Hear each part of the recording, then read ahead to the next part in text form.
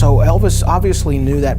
He must have liked that picture because it's right there where he would have walked past it every night. Every night. And we have, upstairs. there's home movie footage of Priscilla coming down the stairs and posing next to it. And it's right there.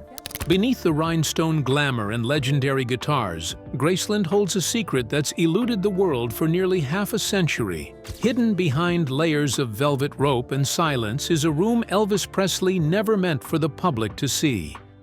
Preserved exactly as he left it, this space has remained off-limits until now. After 48 years of speculation and whispered rumors, something extraordinary has come to light. Could this be the key to understanding the king like never before? What lies inside may be more revealing than any spotlight ever cast, behind the gates of Graceland. Continuing through the estate's heart, what emerges isn't just a reflection of Elvis Presley's taste, it's a living, breathing story etched in every tile, panel, and note that still lingers in the air. Graceland, sitting proudly on 14 acres of Memphis land, is more than an opulent southern home. It's a shrine to a man who turned fame into legend. Elvis bought the mansion in 1957, and what followed was not just a renovation, but a complete transformation. Over the years, he poured over $500,000 into reimagining it, blending extravagance with comfort, creating a space that felt less like a home and more like a stage. Even before stepping inside, visitors are greeted by the pink Alabama fieldstone wall, now cloaked in scribbles and love notes from fans across generations. The wall, once clean, has become a symbol of devotion, each message a whisper to the king. Through the wrought iron gate shaped like a sheet music folio, with green musical notes and mirrored silhouettes of Elvis playing guitar, the tone is set. This isn't a museum, it's a memory in motion. Inside, every room tells a story. The mirrored ceilings, stained glass peacocks, and thick shag carpeting might seem unusual by modern standards, but in Elvis's world, they were declarations of bold individuality. The famed jungle room with its green shag floors and carved wooden furniture transports visitors straight into Elvis's imagination, a vibrant mix of Polynesian kitsch and southern flair. Yet, as loud as the decor might be, it's what lies in the quiet spaces that leaves the deepest mark. Beyond the showmanship and flash is a side of Graceland that most never see, the more personal corners where Elvis's final hours played out. Just past the main house, the racquetball court, once filled with the sound of laughter and music, now stands as a time capsule. Restored to its exact 1977 state, it features a sunken lounge area, dark leather walls, and a simple brown upright piano, the very instrument Elvis reportedly touched last. Some say he played Blue Eyes Crying in the Rain, others insist it was Unchained Melody. But what's certain is that he sat there the morning of August 16th before quietly returning to the main house, unaware his curtain call was near. Echoes of his everyday life are scattered around the grounds. A plain white building that served as his father Vernon's office still stands, not far from the former smokehouse, which has been turned into a private shooting range. The stables also remain, evoking the rhythm of hooves from the horses Elvis adored. But it is the meditation garden that draws visitors into a deeper stillness. Originally designed in the 1960s as a place of peace, it became something much more following a string of security concerns. After break-in attempts at his original resting place, Elvis and his mother Gladys were quietly moved behind Graceland's gates. Later, Vernon joined them. Then his grandmother, Minnie Mae, and decades later, his grandson, Benjamin Keogh, in 2020. In early 2023, Lisa Marie Presley was laid beside her son, adding another layer of heartbreak and legacy to the site. And still, not everything is revealed. Above the first floor of the mansion lies an area forever closed to the public. The staircase leading up is roped off, and no tour guide dares speak of what's beyond. Since the day of his passing, Elvis's private quarters have remained untouched, a room frozen in time, his sanctuary sealed in silence. Some say the real mystery begins behind that locked door. Curious what's been hidden for all these years? Stay with us as we uncover what may lie behind it. The forbidden floor. And yet, amid all that Graceland reveals, it's what it refuses to show that captures the most curiosity. There's one rule that's never bent.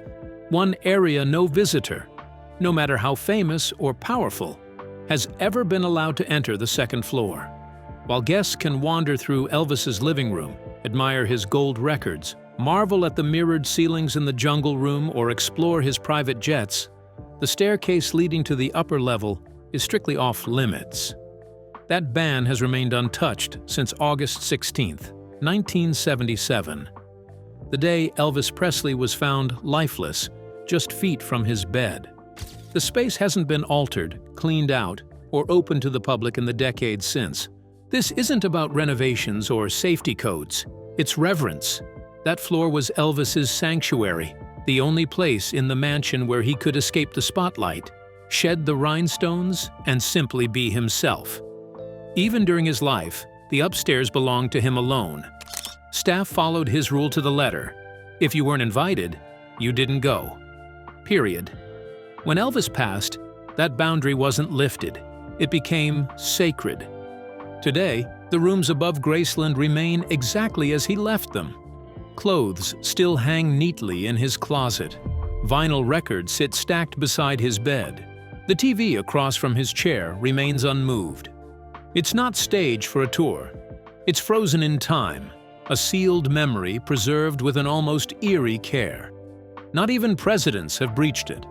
When Bill Clinton visited, he too was turned away from the stairs, met with the same quiet but unshakable rule.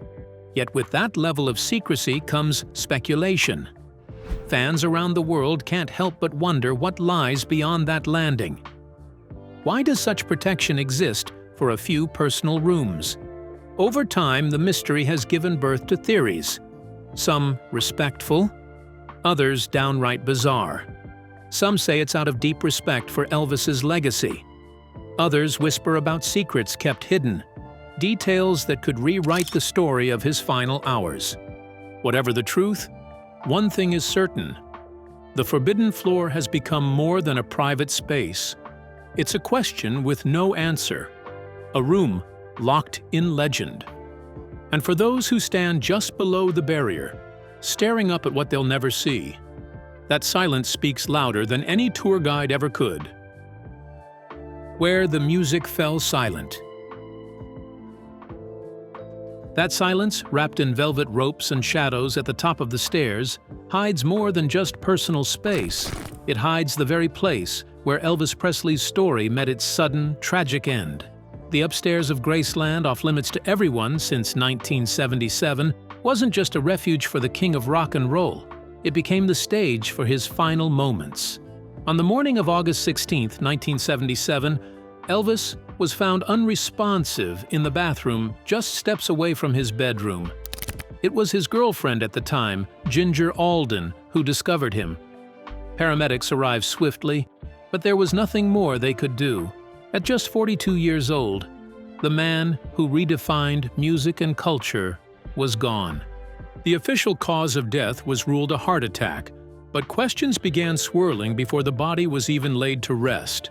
Whispers filled the air about the burden of fame, about the pills he relied on, about the pressure of being Elvis Presley in a world that never stopped watching. Tabloids ran wild with theories, fans stitched timelines together, and people demanded the truth about what really happened in those final hours. But while the world spun in speculation, the Presley family made one firm and private decision. The second floor would be closed permanently, not hidden out of shame, and not cleaned up for appearances. Nothing inside was touched.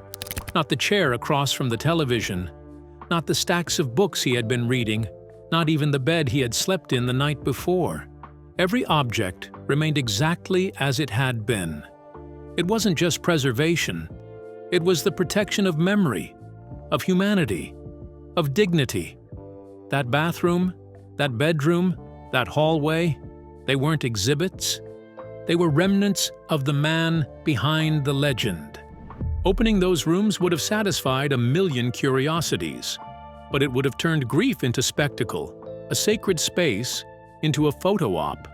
So instead, they left it alone, quiet, untouched, like Elvis had just stepped out and might return any second. While visitors from around the world wander through Graceland's dazzling first floor, the piano, where Elvis played gospel tunes at 3 a.m., the jungle room with its green shag carpet and Polynesian flair, the staircase remains roped off. No photos, no exceptions. Not even dignitaries or U.S. presidents have been granted the privilege of ascending those steps.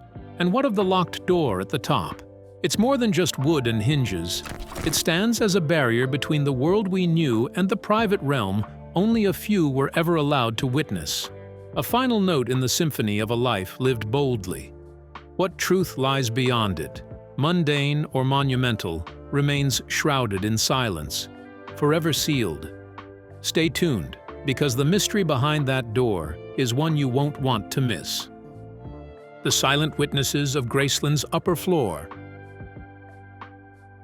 But even with all that secrecy, a select few have crossed the invisible line at the top of the stairs, and their stories, or more precisely, their silences, have only deepened the enigma. Among those granted a rare look beyond the locked second floor was actor Nicolas Cage. A lifelong Elvis devotee who once called the King his greatest inspiration, Cage didn't earn access through his Hollywood status, but through something far more personal. His brief marriage to Elvis's only daughter, Lisa Marie Presley. During their time together in the early 2000s, she allowed him into her father's most private domain, where the music had stopped. But the atmosphere still hummed with history. There were no cameras, no guided commentary, just stillness and space, undisturbed since the morning of August 16, 1977. Later, Cage described the experience as surreal, haunting even, but he's never revealed what he saw. Not to reporters, not in interviews, not even in passing conversation, and it's the silence itself that continues to speak the loudest. If what lay behind those doors were ordinary, why the secrecy? Why does every account stop short of detail, replaced instead with heavy pauses and words like emotional and unforgettable? And then came a different kind of story, one that wasn't about fame or family, but something stranger. In 2022, an influencer by the name of Chewy Thompson shared a curious tale that quickly rippled across Elvis fan circles online. During what should have been a standard Graceland tour, Thompson claimed he was approached by a man dressed as staff. There was no introduction, just a quiet whisper, a nod, and an invitation. Within moments, under the careful eyes of two silent guards, he was being led past the ropes and up the staircase that had denied millions. What happened next wasn't flashy or loud. It was subtle, almost reverent. Heavy curtains were pulled back with slow precision. Doors opened just enough to glimpse what sat untouched inside. Thompson wouldn't say what he saw, not on camera, not on his Instagram, not even when questioned repeatedly. That quiet refusal to describe the moment only sparked more speculation. Why was he chosen? Was it a mistake, a planned test, or something far more personal? Because Chewy had no known ties to the Presley family, no insider connections, no fame that might justify such an extraordinary exception. And yet, someone let him in. What followed only stirred the waters further. Visitors who happened to be nearby that same day reported faint sounds, soft voices, hushed like distant conversations, drifting from the upper floor. Some thought it was just echoes or imagination. Others weren't so sure. The idea that Elvis's upstairs refuge might still echo with more than just memory began to take hold. Some believe Thompson's presence upstairs wasn't random at all. There are those who suggest he might carry a deeper link, an unspoken tie to the Presley bloodline. Given Elvis's romantic past and the long-standing rumors of unacknowledged children, The theory isn't without precedent. Whether myth or fact, every unexplained detail keeps the questions alive. Behind those locked doors at the top of Graceland's stairs, it seems something still lingers, silent, sacred, and stubbornly unwilling to be forgotten. Lisa Marie's upstairs sanctuary. Few know what it's like to grow up in a house where every hallway holds a memory the world wants to claim. For Lisa Marie Presley, the second floor of Graceland wasn't just home. It was the backdrop to both her childhood and her deepest heartbreak. Her bedroom sat just across the hall from her father's, steps away from the very bathroom where, in August 1977, everything changed. She was only 9, but she knew something was terribly wrong. The sudden energy shift, the frantic voices, and the eerie silence that followed, it all collided in a way a child could never forget. That room, now frozen in time, had once belonged to her great-grandmother, Minnie Mae Presley. Before Lisa's birth in 1968, Minnie Mae resided there until she was relocated downstairs to what had been Vernon and Gladys Presley's bedroom. It was then that the nursery was prepared. Lisa's world carved into the upstairs wing, a stone's throw from her father's sanctuary. Though decades have passed, that sacred upper level remains closed off. Even with Lisa gone and her daughter, Riley Keough, now overseeing the estate, the decision to keep the upstairs off-limits hasn't wavered. Many assume it's simply out of respect, but Graceland's official guidebook reveals a more practical layer. The hallway's narrow design, the intimate layout. It wasn't built to handle crowds. To allow public access would mean modifying Elvis's personal quarters, something the family has long resisted. No velvet rope, no price tag, could justify altering what remains untouched since 1977. There are hidden features in the architecture that few ever learn about.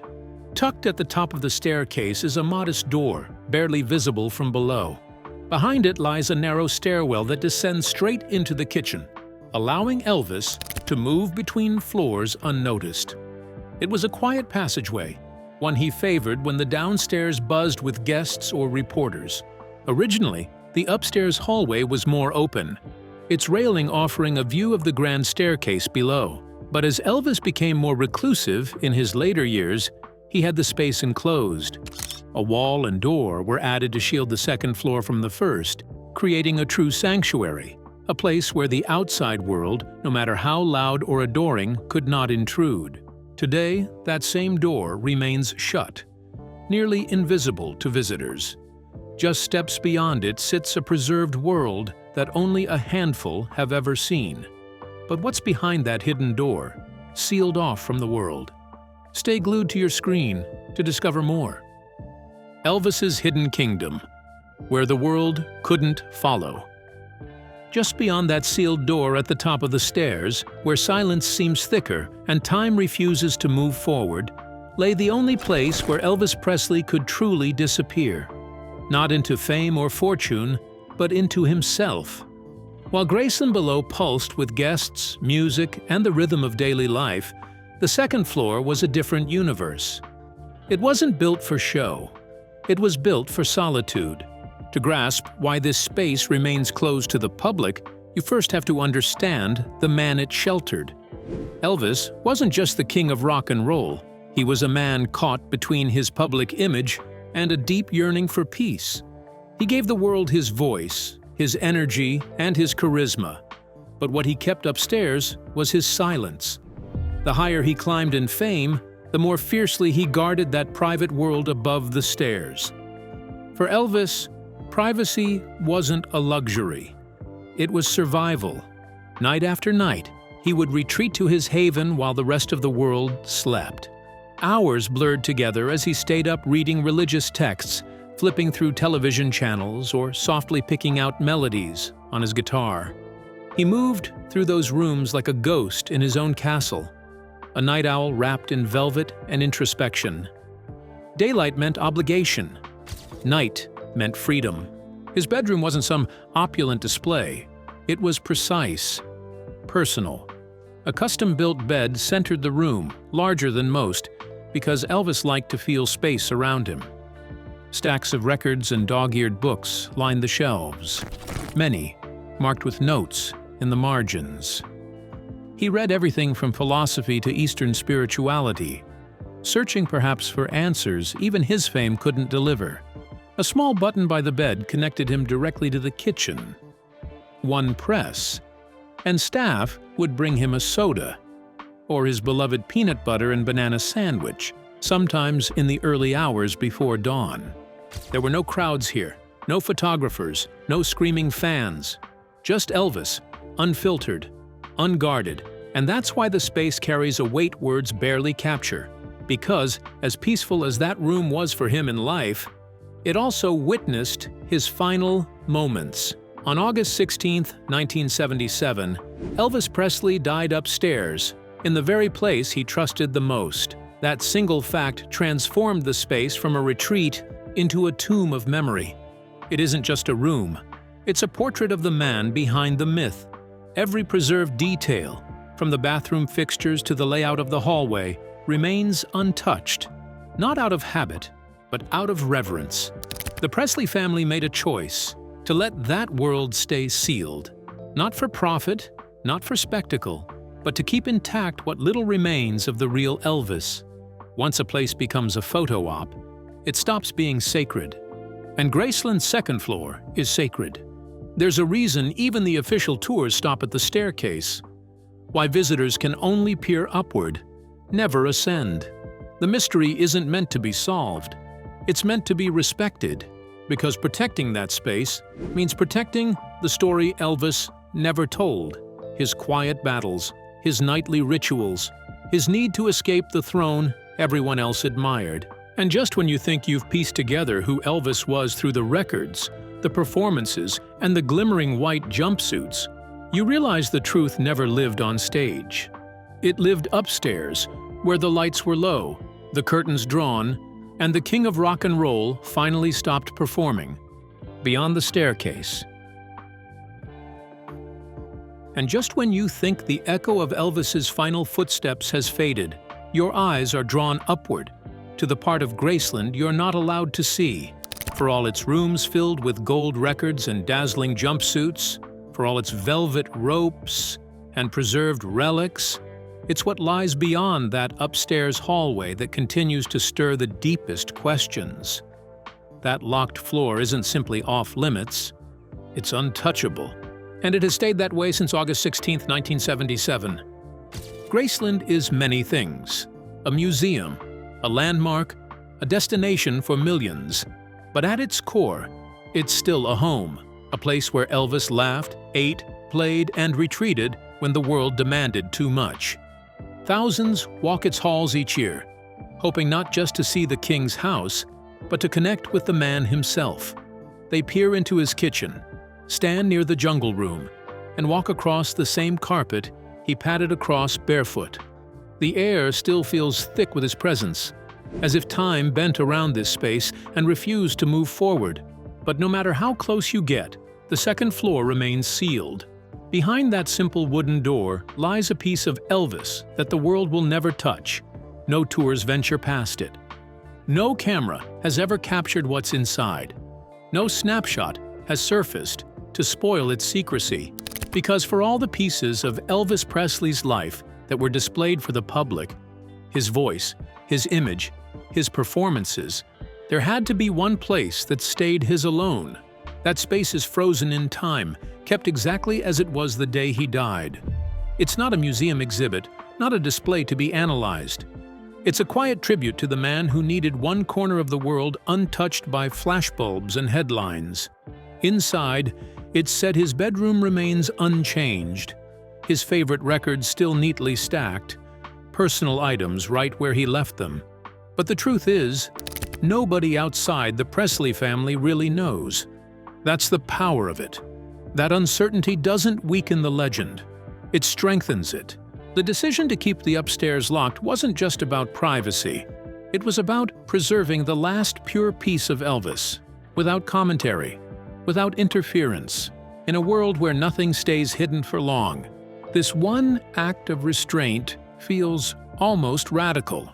The Presley family could have turned it into another attraction, another stop on the tour, but they didn't. Because what's up there isn't just Elvis's room. It's his silence, his secrets, his story that never got told. It's become a kind of shrine, but one that exists not through what people see, but through what they feel. That hush that falls when you look up the stairs, it tells you everything you need to know. Elvis may have left the building, but that locked door reminds us that a part of him never left Graceland. It stayed tucked away, safe, untouched, just beyond reach, where it belongs. But what do you think Elvis left behind in that forever locked room? A secret, a sorrow, or something sacred? We'd like to hear your thoughts. Don't forget to like, share, and subscribe.